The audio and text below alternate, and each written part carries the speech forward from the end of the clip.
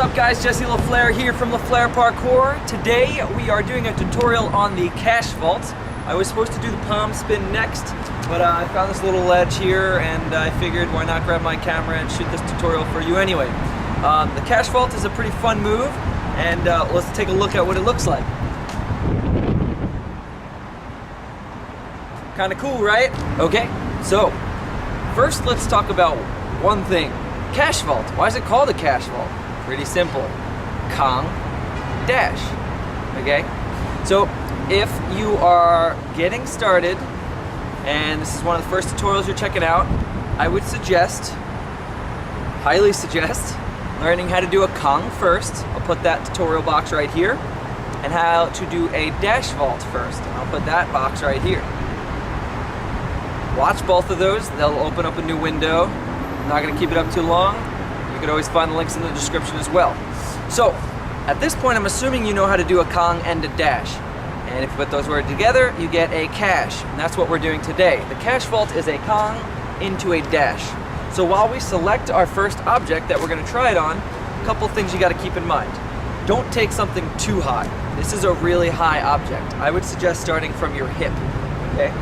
Also, don't take an object too deep, because you don't want to do your first one and have to try to clear 6 feet all the way across, all right? This is actually a really good beginning size to clear, because it gives you enough room to get your Kong up, your legs through, and go into your dash. It also is a solid object, so there's nothing to fall into if you don't make it. You actually could end up just hitting your butt, which might sting or bruise a bit, but really that's not so bad if you think about what could happen if there was a gap and you fell into it. And that's about it. Let's move on. So now let's talk about the approach.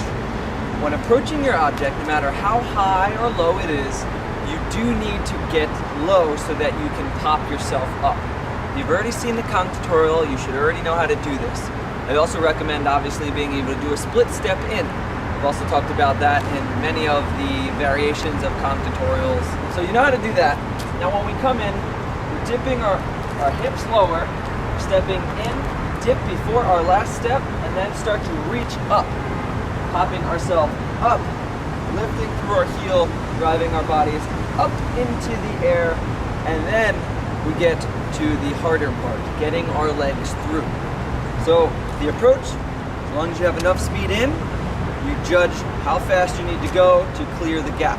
Obviously we don't want to go too fast and then step in too close, because then we're going to drive our knees into the object. A really quick and easy way to progress into this movement is try to do just a monkey up. Run into it, split step, pop up top.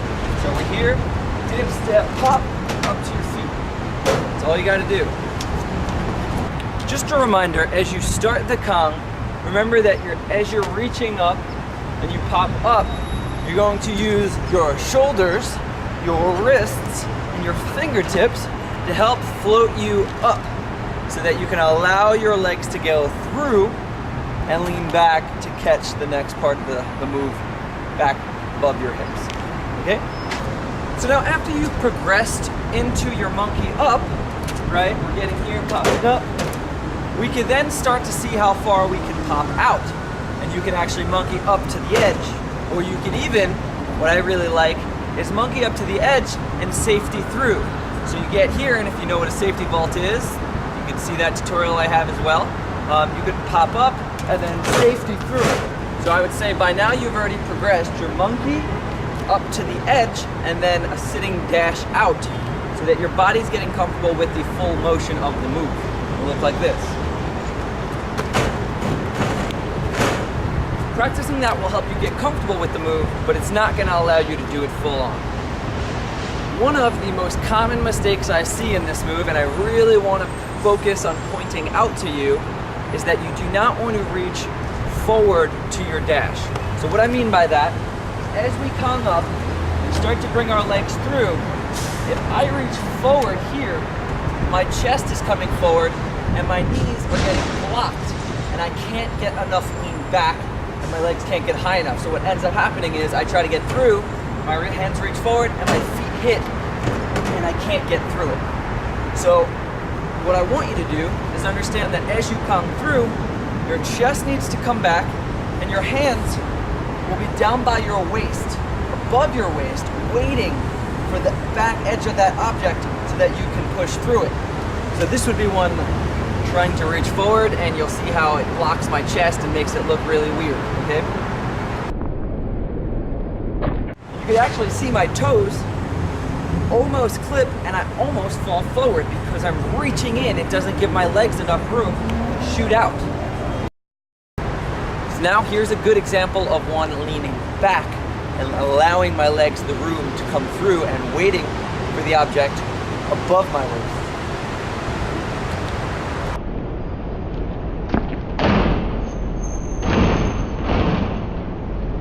I know not everyone has access to a gym where they have the blue foam harder blocks, but if you do actually have access, one of the easiest ways to learn this trick is set up a couple blocks with, nothing solid, and allowing yourself to just Kong, get your legs through, and let your butt hit on the end. So you come through it, and then just literally hit your butt and bounce off. Obviously that's not going to work for an object like this where it's cement and metal and things like that, but if you do have access to a gym, that's one of the easiest progressions into understanding this move, because then you won't be afraid. Usually your brain takes over, and when you try to hit your butt, your hands end up going down and you end up doing the dash like you're supposed to anyway. So that's kind of cool. Okay, so at this point, we're trying to exit the move, and this just turns right into a dash vault. Our hands, again, are open like crab hands. We're not trying to go over our wrists like this, because that's a lot of strain getting put right in this area. If we open our hands up like this and push through it, it'll allow us a lot more room and a lot more control with a lot less pressure in our actual wrist joint. Now remember, at this part of the Kash vault, you're dashing out, hands are here, you want your legs to be up and high, your butt will be clear of the object, and you're going to push the object behind you, which is essentially going to get your chest back to being forward.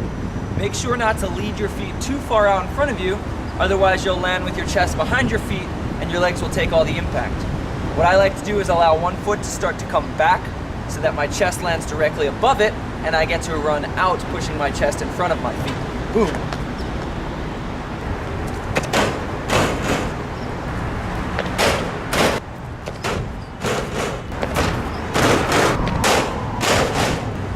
Thank you for watching. That was your Kash Vault tutorial. Please like, share, and subscribe, obviously. Thank you for everyone who has subscribed. If you guys have any questions, hit me up in the comment section below. Or if you'd like to post what you'd want for your next tutorial, feel free to put that down there. I will be putting up on my Facebook fan page a voting category, and we'll all vote for the next one that I will do. So hit me up on Facebook as well. Check you later. Thanks for watching. Peace.